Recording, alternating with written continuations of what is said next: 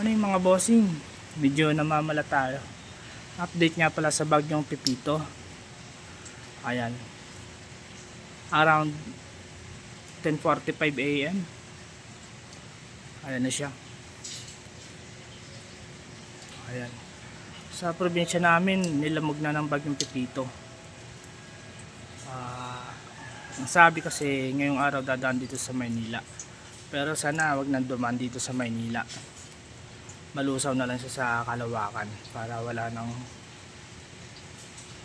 nang masira ng bahay tsaka mawala ng tirahan tsaka maraming madamage.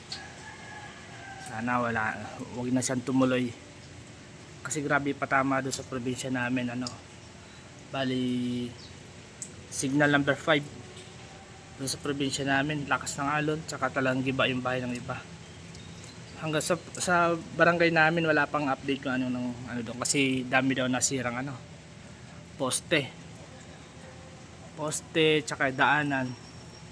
Ay mahirapan mo na magkaroon ng signal doon sa probinsya namin. Ayan, running 11 AM.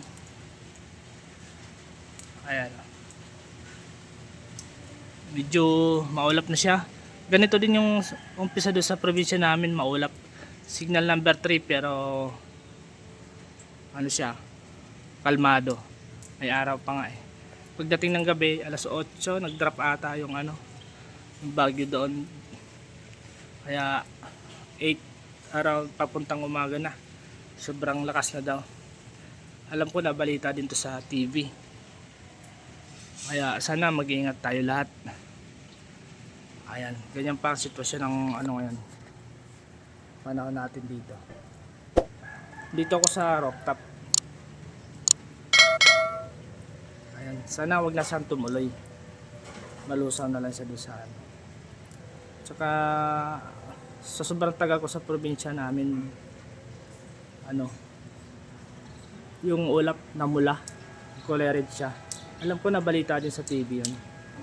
Tapos yung mga paniki, nagliparan din. May nakita akong post ng taga-bayan sa amin. Sabi ng iba, sinyalis daw ng may kalamidad na dadaan. Ito na nga si Pipito siguro yun. Ayun, may na na nga doon nuclear, matagal siguro yan. Bali, yun lang yung update na natin ngayon.